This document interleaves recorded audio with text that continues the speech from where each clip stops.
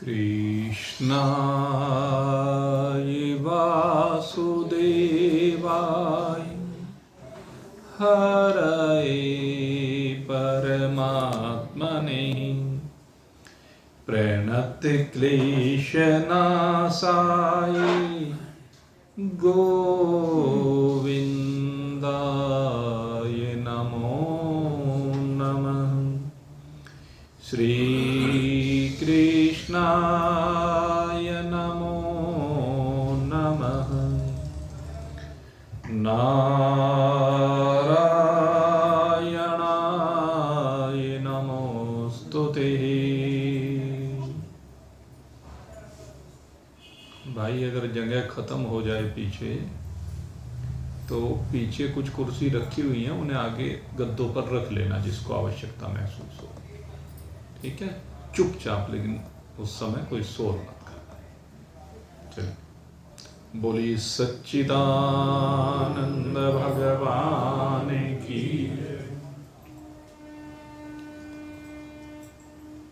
परम कृपालु भगवान श्री हरि नारायण के चरणारविंदों में निरंतर अपने मन को लगाकर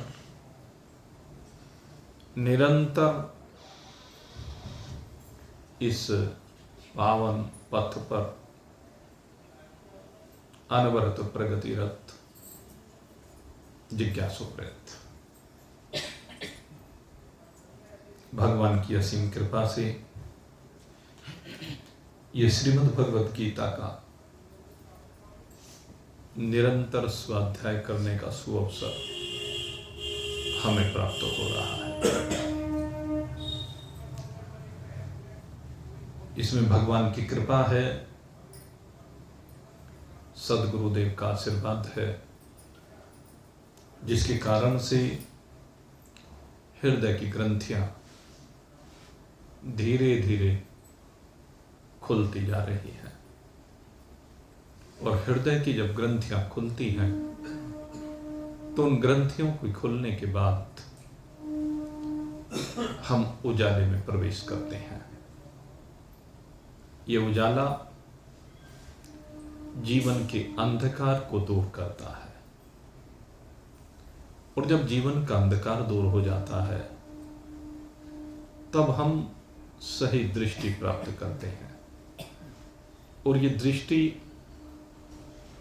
फिर हमें संसार के दृश्य को नहीं दिखाती है। संसार में जितने पदार्थ हैं, जितने जीव हैं, उनकी स्थूल देह को नहीं दिखाती है, उनके द्वारा हो रही चेष्टाओं को भी नहीं दिखाती है। कर्म, कर्म का फल, संचित कर्म, क्रियमान कर्म, इन सब को भी नहीं दिखाती है। इन सब की सीमाओं से बाहर निकल करके ये आपको अपने आप को दिखाती है। जो आपकी वास्तविकता है उसे दिखाती है। जो दूसरे को मैं समझ रखा है उस मैं को हटाती है, और जो वास्तविक मैं है उसमें विराजमान करती है। यह ऐसी दृष्टि है। और भगवान का और संतों का सदा यही प्रयास होता है कि जीव जो अनंत काल से इन शरीरों में भटक करके व्यथित हो रहा है, उसकी व्यथा को दूर करके भगवान चाहते हैं कि उसे परमानंद प्राप्त करे। और व्यथित जो होता है नहीं जीव, वास्तव में देखा जाए तो सिर्फ अपने मन से व्यथित होता है, दूसरे उसे व्यथित नहीं करते। ये सबसे बड़ी दृष्टि है। जिस दिन हमारी समझ में यह आ जाएगा कि हमारी व्यथाओं का कारण दूसरे नहीं हैं, हम ही हैं। जब विपरीत परिस्थितियां हमें किसी दूसरे के द्वारा परोसी हुई दिखाई देती हैं तो दृष्टि मिलने के बाद पता चलता है कि नहीं, दूसरे ने कोई विपरीत परिस्थिति नहीं परोसी है, ये परोसी तो हमने स्वयं अपने आप तैयार की है। और जब उस का भोग ये इन परिस्थितियों के रूप में आया है हमारे कर्मों का, तो हम दोषारोपण दूसरे पर कर रहे हैं। जिस संसार में ये शरीर रहता है वहां तो भाई स्फुरणाएं तो रोज होंगी ही। अब ये हमारे ऊपर निर्भर करता है कि उन स्फुरणाओं को हम किस रूप में लेते हैं। सबसे ज्यादा जो प्रॉब्लम होती है, मैं प्रैक्टिकल बात आपको बता रहा हूं, सबसे ज्यादा स्फुरणाएं परिवार में होती हैं। सबसे ज्यादा कर्म परिवार में होते दिखाई देते हैं। सबसे ज्यादा विपरीतताएं पारिवारिक सदस्यों को लेकर होती दिखाई देती हैं और उसमें गलतफहमियां बहुत ज्यादा होती हैं। हमारा अहम टकराने के कारण से वे गलतफहमियां बहुत ज्यादा हो जाती हैं। हम अपने ऊपर दृष्टि डाल नहीं पाते और इसी कारण से वो व्यथा बनकर के फिर हमारे सन्मुख आती है। कोई किसी को दुख नहीं देता है, इस बात को समझना पड़ेगा। अध्यात्म यही समझा रहा है। ये जो हमारा कर्म चक्र का खेल चल रहा है, इसमें बार बार यही बात समझाई जा रही है। काहू न काहू को सुख दुख कर दाता, निजकृत कर्म भोग सब प्राता। जैसे तो दूसरे के कर्म में असंग हो जाएगा, दूसरे के कर्म से बंधना बंद कर देगा। समस्या क्या है कि हम दूसरे के कर्म से बंध रहे हैं। दूसरे का कोई कर्म हुआ, हमने उसके साथ अपने आप को स्वतः जोड़ लिया, हम उससे असंग नहीं रह पा रहे हैं। कमल की तरह से रहना सीखना पड़ेगा अगर आनंद चाहते हो, अगर परमात्मा चाहते हो। और अगर कमल के पत्र की तरह से नहीं रह सकोगे तो भाई रोज रो गई। कमल कीचड़ में पड़ा हुआ है, सर्वत्र कीचड़ है। जगत की कीचड़ तो सब जगह है भाई। इस जगत की कीचड़ में कमल सरोवर में रहता है, लेकिन सरोवर का जल उसके ऊपर बूंदों के रूप में दिखाई भी देता है, पर ठहरता नहीं, टिकता नहीं, कमल उससे चिपकता नहीं।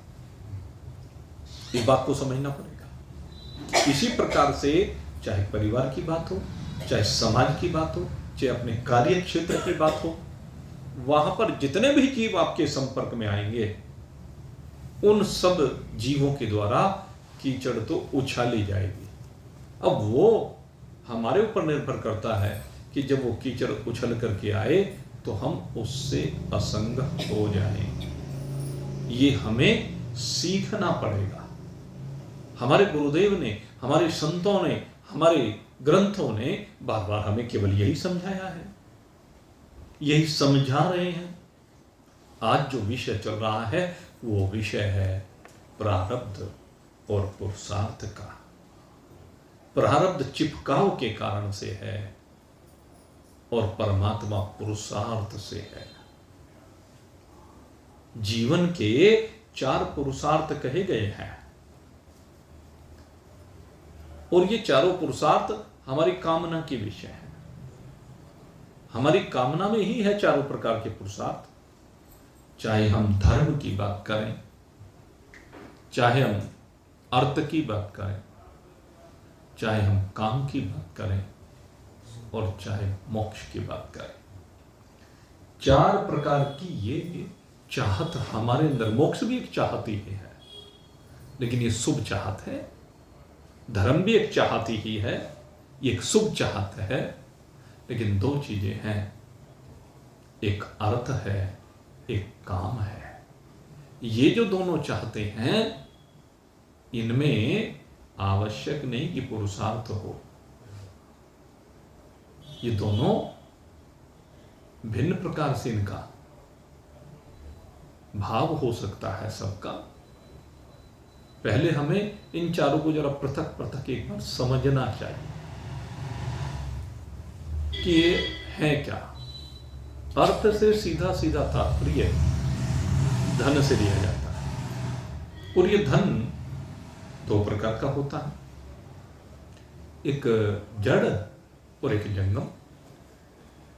जड़ के रूप में जब हम बात करते हैं तो सोना है, चांदी है, मकान है, दुकान है, ये सारी जड़ संपत्ति है, जड़ धन है। और जब हम चैतन्य की बात करते हैं तो चैतन्य में पहले तो भाई पशुओं को गिना जाता था विशेष रूप से, चैतन्य धन के रूप में। अब लेकिन वो चैतन्य जो पशुओं के रूप में जोड़ा जाता था वो अब कम रह गया।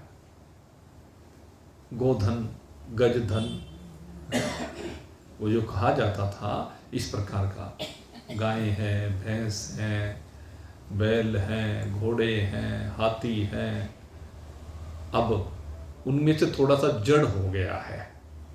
अब क्या स्कूटर है, गाड़ी है, और किसी के पास भाई हेलीकॉप्टर वगैरह भी हैं, तो वो जड़ में परिवर्तित हो गए, वाहन के रूप में जिसको हम उपयोग करते थे। तो खैर, एक तो बात होती है धन की, जो दो प्रकार का हुआ, एक जड़ रूप में, एक जंगम रूप में। दूसरी बात होती है धर्म की। धर्म जो है,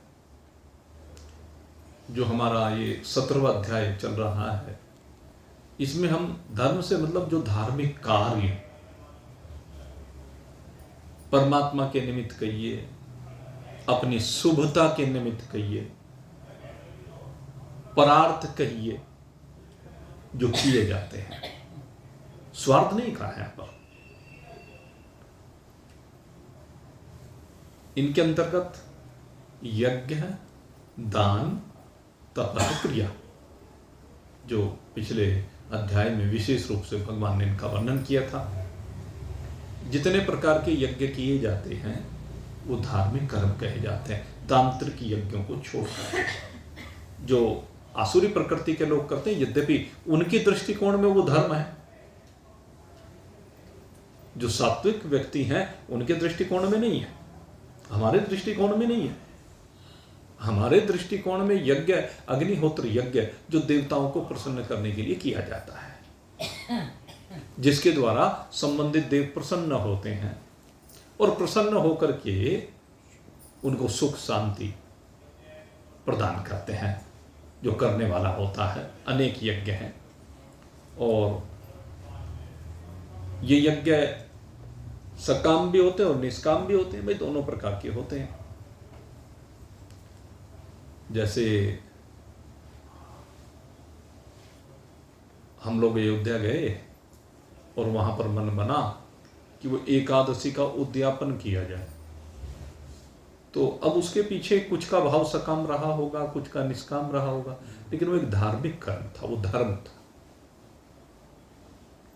अभी हम लोग अग्रोहा धाम जाएंगे, और जो अग्रोहा धाम में हम लोग जाएंगे तो वहां पर भी मन है एक दिव्य यज्ञ करने का, क्योंकि वहां पर माता महालक्ष्मी की कृपा बरसती है।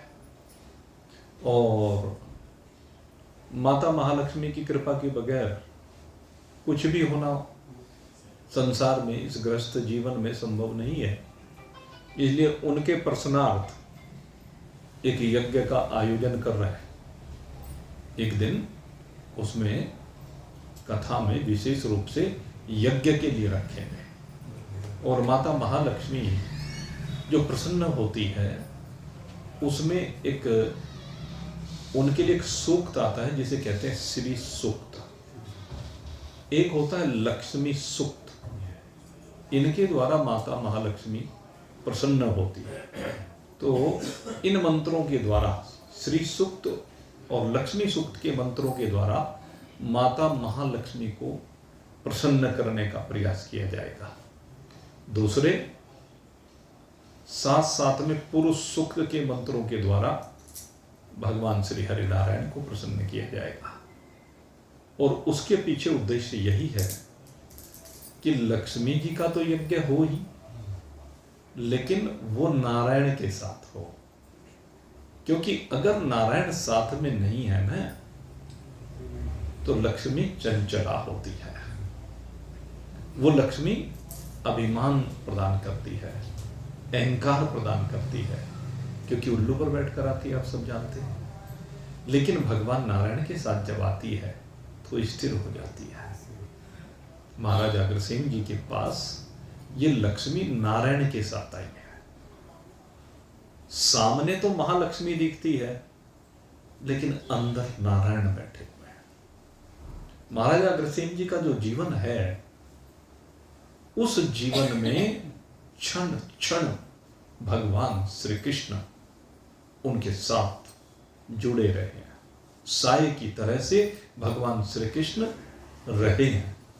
यद्यपि अगर हम सगुण साकार रूप से बात करें तो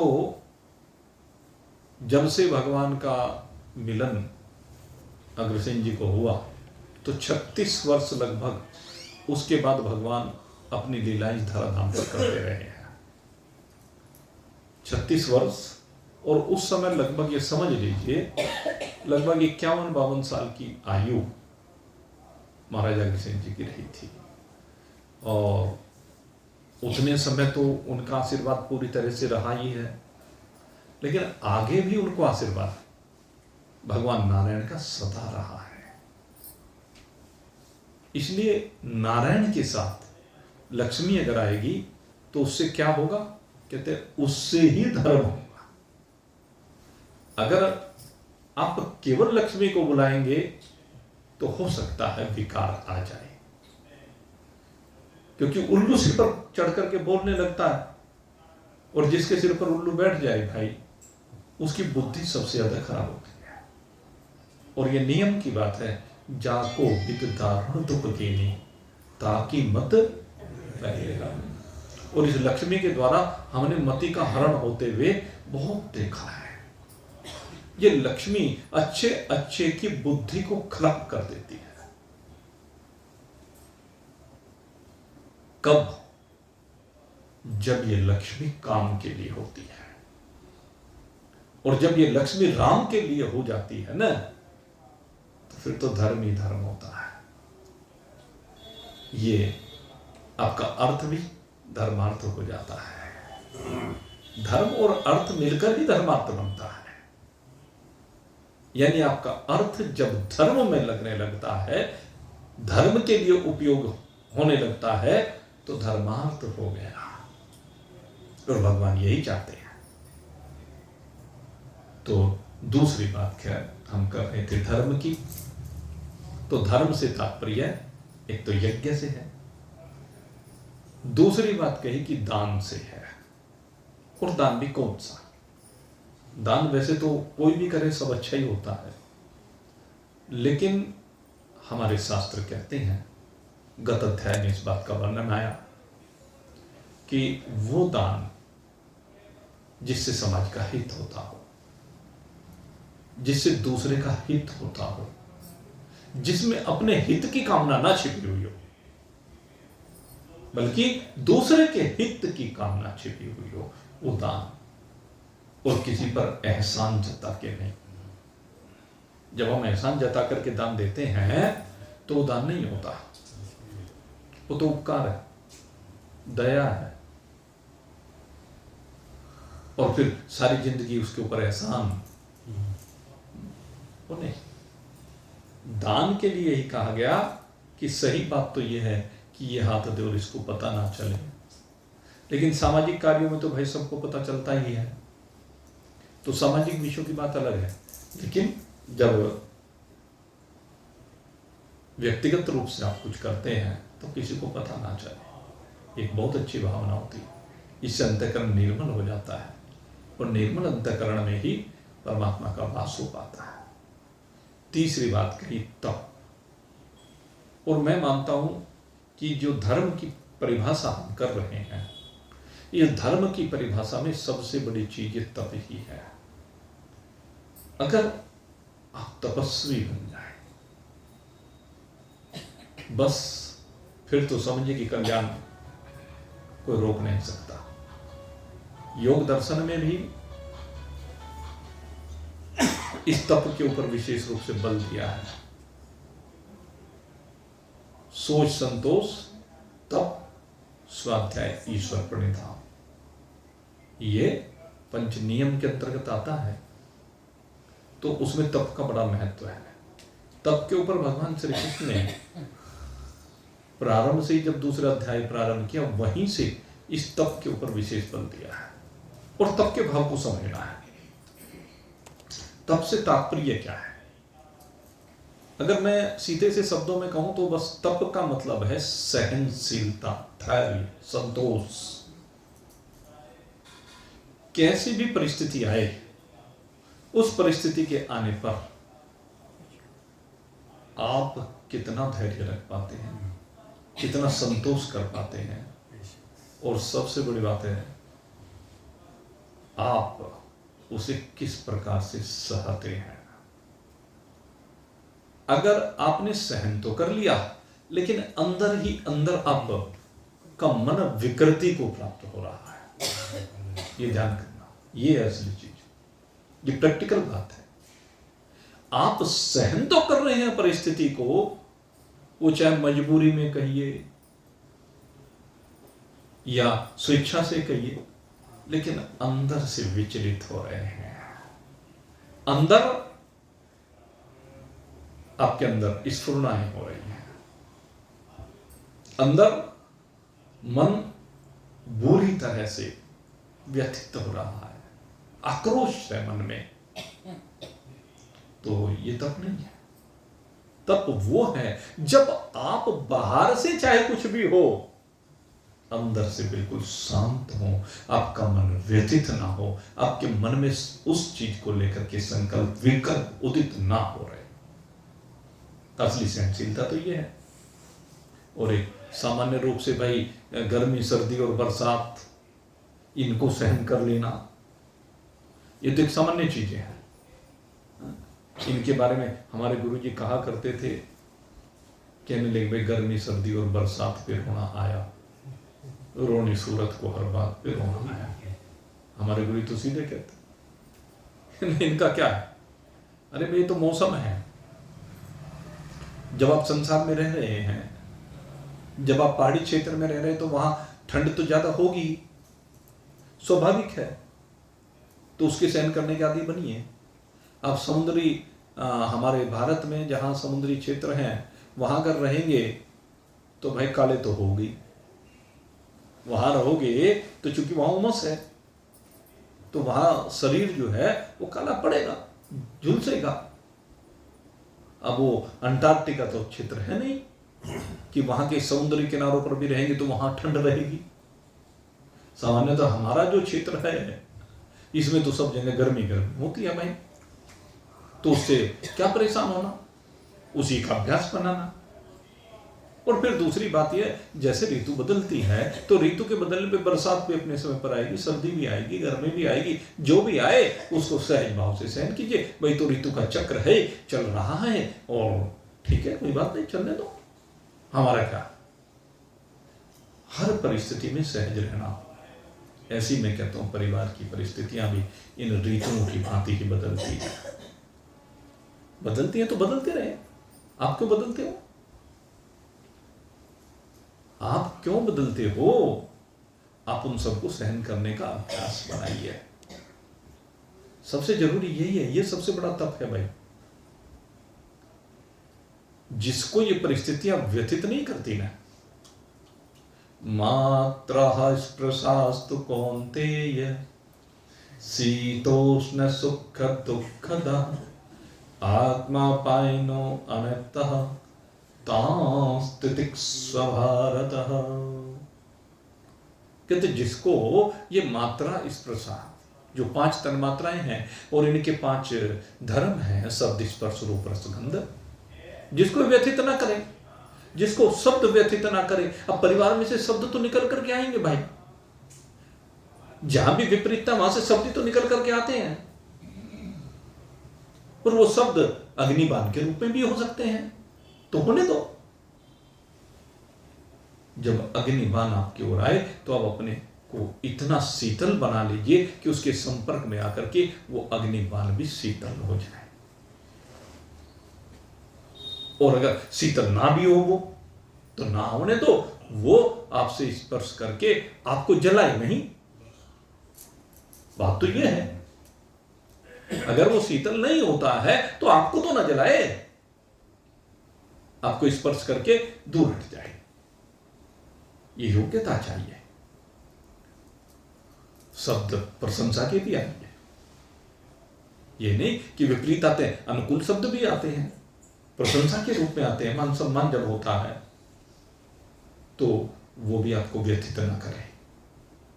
व्यथित कह रहा हूं मैं, यहां भी अनुकूल परिस्थिति भी व्यथित ही कर रही है। ये वो तो हमारा बस दृष्टिकोण है बदल गया, क्योंकि वो भी तो आपके अंतःकरण में वाइब्रेशन उत्पन्न कर रही है, स्फुरना उत्पन्न कर रही है, भिन्न भिन्न प्रकार के भाव उत्पन्न कर रही है। वो आपका मन उनमें भी तो दौड़ रहा है ना,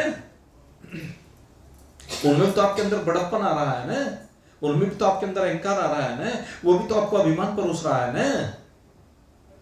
विचार करके देखें, ये शब्द दोष, इस शब्द को सहन करने वाले आप बने, इसको तप कहते हैं। चाहे शब्द की बात हो, स्पर्श की बात हो, रूप की बात हो, रस की बात हो, गंध की बात हो। अभी इनका आएगा वर्णन।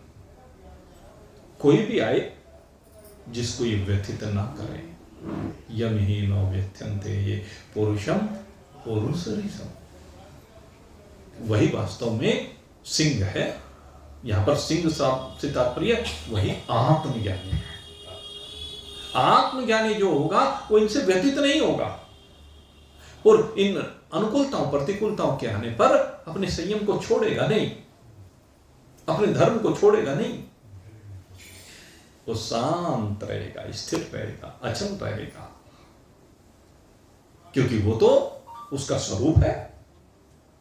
मुझ आत्मा का स्वरूप ही यही है कि मैं अचल हूं, स्थिर हूं, शांत, अनंत। मेरी पहचान ही यही है। तो ये जो तीसरी बात भगवान ने कहा, यज्ञ दान तप, और चौथी बात कही तीर्थ।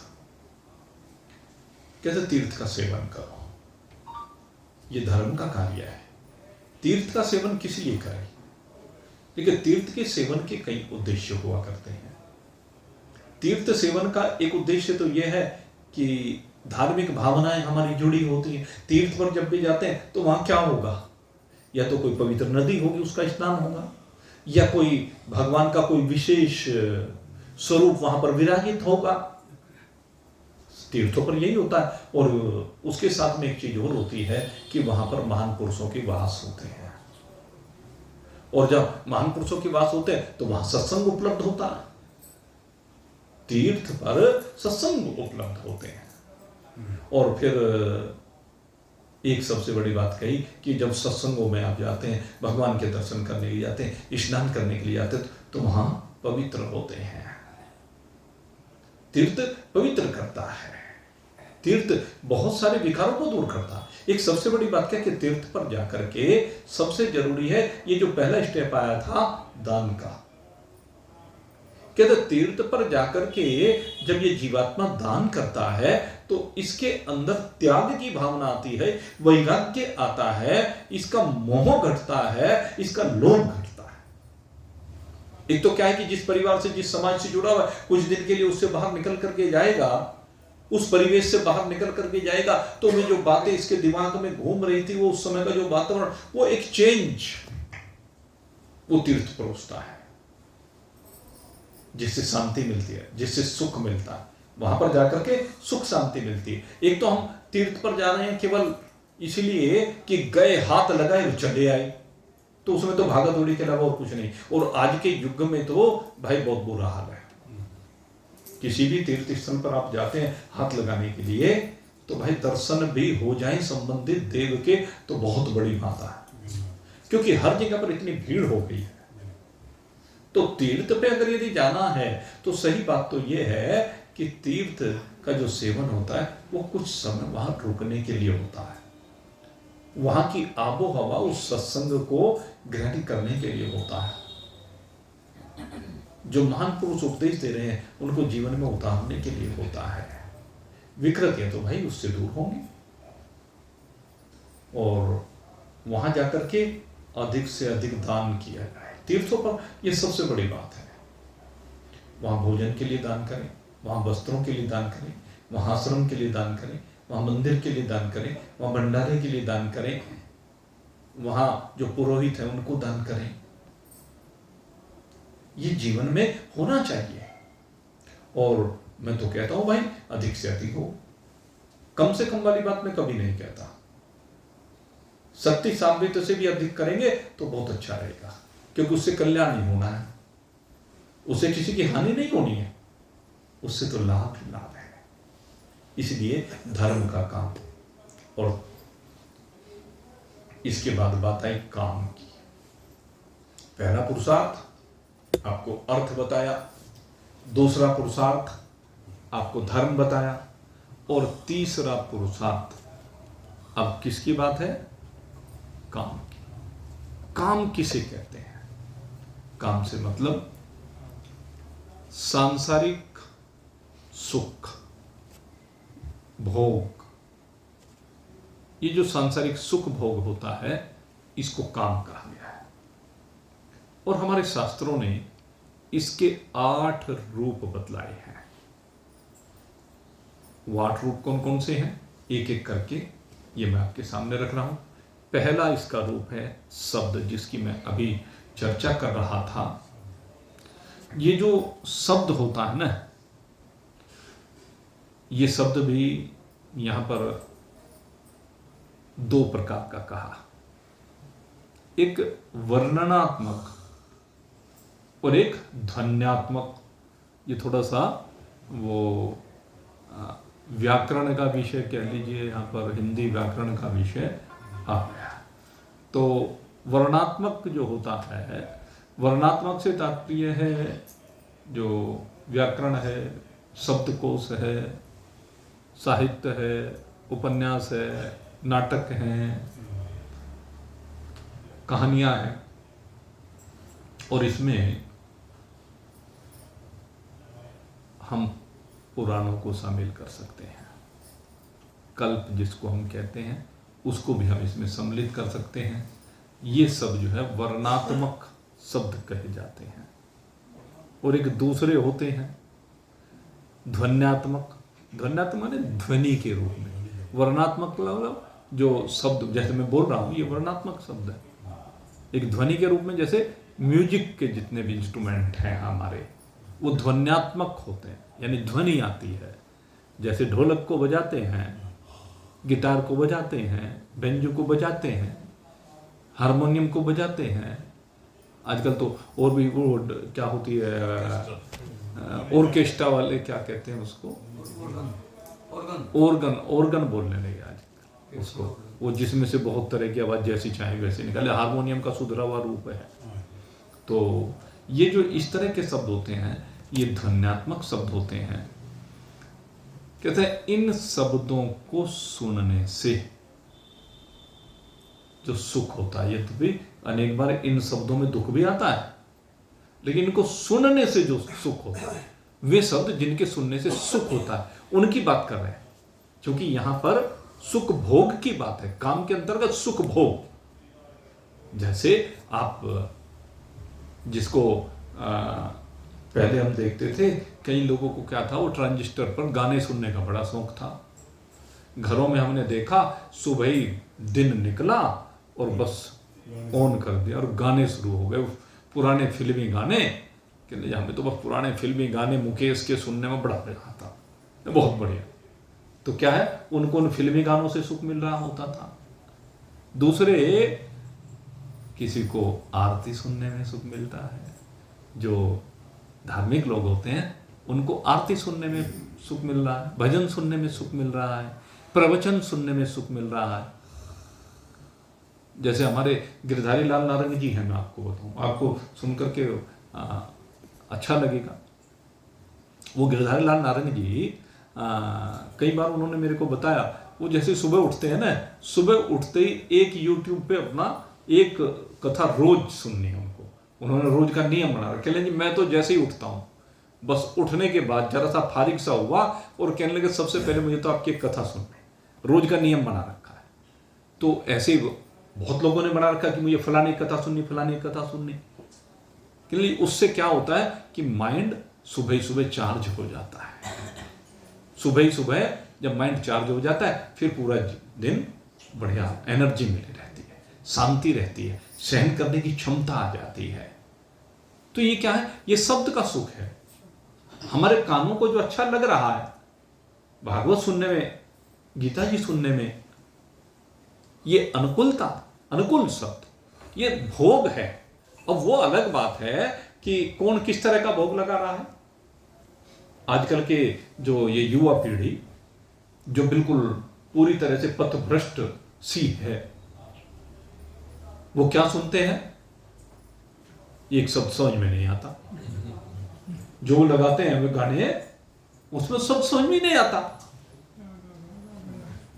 तो वर्णात्मक तो है, लेकिन वर्ण तो है उसमें भी, वर्ण तो सारे वही है, अक्षर तो सब वही होते हैं, लेकिन समझ में कुछ नहीं आता है। उन्हीं शब्दों से भगवान की उपासना भी होती है, उन्हीं शब्दों से किसी को गालियां भी दी जाती हैं। वर्ण तो वही है। तो किसी को गाली देना भी अच्छा लगता है, लेकिन गाली सुनना किसी को अच्छा नहीं लगता। देना किसी के लिए सुख भोग हो सकता है, लेकिन सुनना किसी के लिए सुख भोग नहीं हो सकता।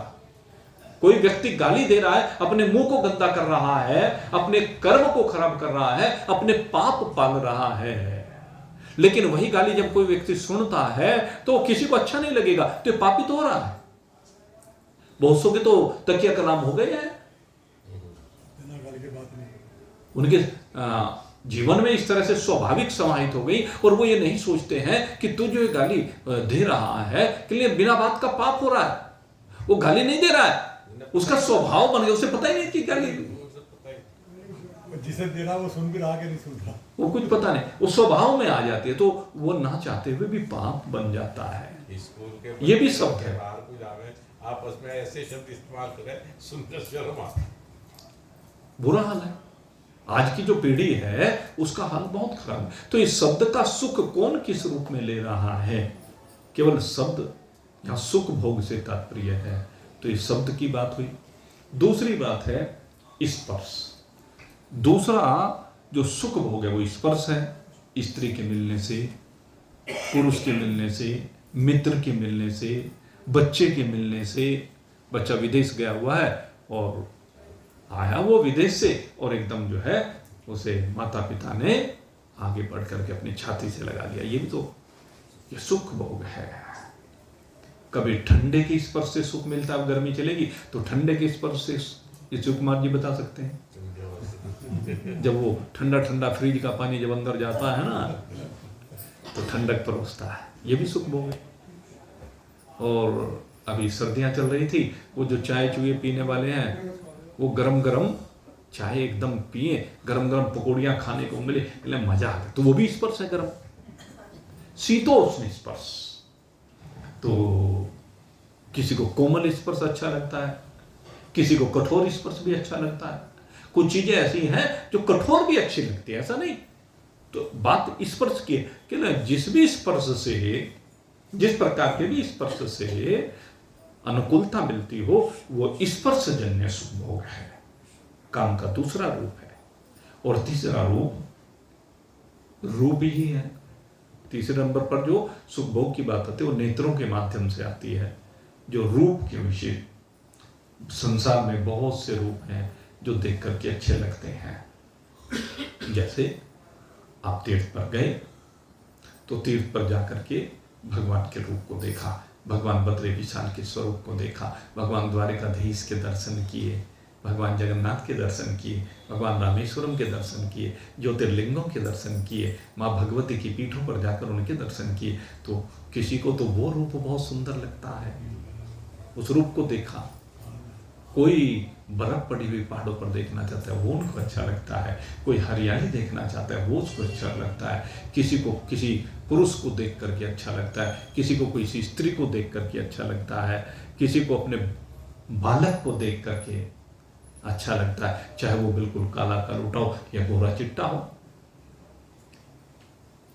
माँ तो उसका बच्चा कैसा भी हो, उसके रूप को देख करके उसको तो वही अच्छा लगता है। तो नेत्रों के द्वारा संसार में जो भी कुछ देखा जाए, किसी को कुत्ता भी देखना अच्छा लगता है, बंदर भी देखना अच्छा लगता है, घोड़ा भी देखना अच्छा लगता है। सबके अपने अपने दृष्टिकोण है, जिसको जो भी अच्छा लगे। किसी को पहले तो भाई शौक हुआ करता था कि फिल्में देखना अच्छा लगती थी, वो भी तो नेत्र से देखी जा रही है ना। किसी को क्रिकेट का मैच देखना अच्छा लगता है, ये भी नेत्र का सुख है। किसी को फुटबॉल का लगता है, ये भी नेत्र का सुख है। किसी को तैरते हुए देखना अच्छा लगता है, नदियां अच्छी लगती हैं, समुद्र अच्छा लगता है। तो ये जो नेत्र का सुख है, ये रूप का सुख कहा जाता है। तो तीसरा ये सुख भोग।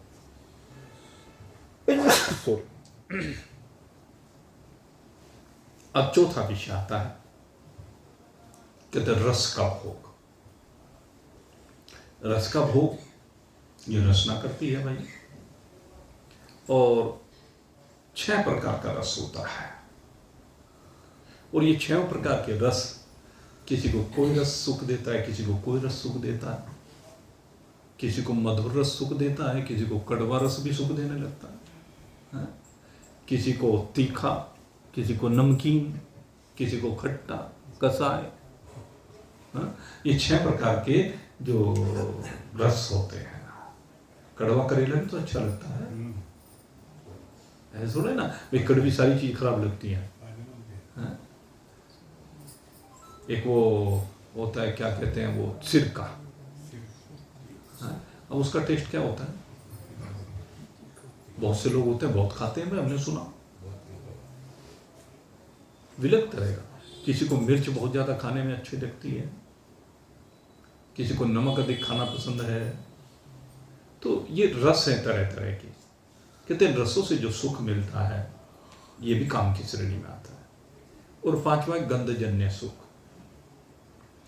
अब गंध की बात हमने देखा, बहुत से लोग तो पता नहीं अभी कहाँ की बात है, वो जा रहे थे गाड़ी में और एक व्यक्ति आया और उसने वो ले रहा था, वो ऐसे दबाया स्प्रे, मेरे ऊपर भी डाल दिया कपड़े पे।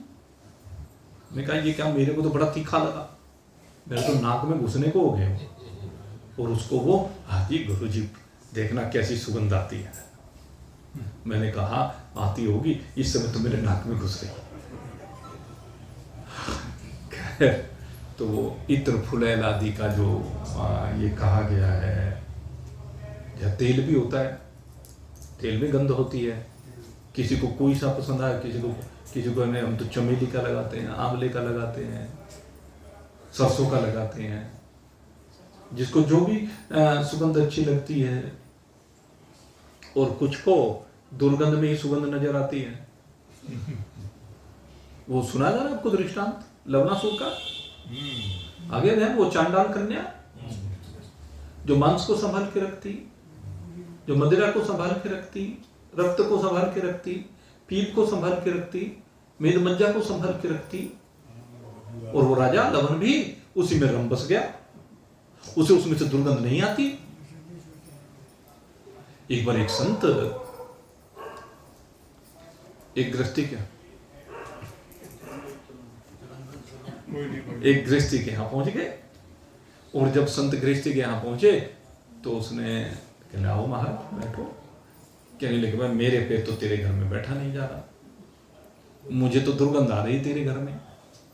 कि क्या बात कर रहे हो, देखो बिल्कुल इतना साफ सुथरा घर मेरा, दुनिया को तो इसमें सुगंध आती है, आपको दुर्गंध? मेरे को दुर्गंध आ रही है। बोले तू रमा हुआ है इसमें, इसलिए तुझे यहाँ दुर्गंध नहीं है, चल मेरे साथ चल। तो उसे वहां एक कसाई के यहाँ लेके गए। अब कसाई के यहाँ जब पहुंचे तो वहां कहले कहाँ ले आए महाराज जी, नाक मुंह सिकोड़ ले। कहले क्या हुआ? कहले यहाँ तो बहुत दुर्गंध है। अरे अरे क्या बात करता है, यहाँ दुर्गंध? जरा इस कसाई से बोल। हाँ भाई कसाई से वो कहा भैया तुम यहाँ बैठे हो, तुम्हें दुर्गंध आ रही? कहले कैसी दुर्गंध? कहले तेरे समान। अरे दिमाग खराब हो गया, इसमें दुर्गंध आती है? मेरा व्यापार है, मुझे सुगंध आती है। तो सबके अपने अपने भाव हैं भाई। किसी को प्याज में से भी सुगंध आती है, लहसुन में से भी सुगंध आती है, जबकि प्याज और लहसुन ये दुर्गंधित पदार्थ है, दुर्गंध आती है इनमें। तो इस प्रकार से 5 बातें आपके सामने अभी रखी हैं। 3 बातें और हैं, इनकी चर्चा अब चूंकि समय हो गया भाई, घड़ी पे ध्यान बाद में पड़ा, कोई बात नहीं। तो और 5 मिनट का प्रसाद फालतू मिल गया तो आप सबके लिए आप सबके लिए बहुत बहुत शुभकामनाएं करता हूँ। और ये जो पुरुषार्थ और प्रारब्ध की चर्चा चल रही है, आज तो यहीं पर विश्राम देते हैं, कल फिर आपकी सेवा में समय पर उपस्थित होंगे। तब तक के लिए भाई जय राम जी, बोलिए सच्चिदानंद भगवान की।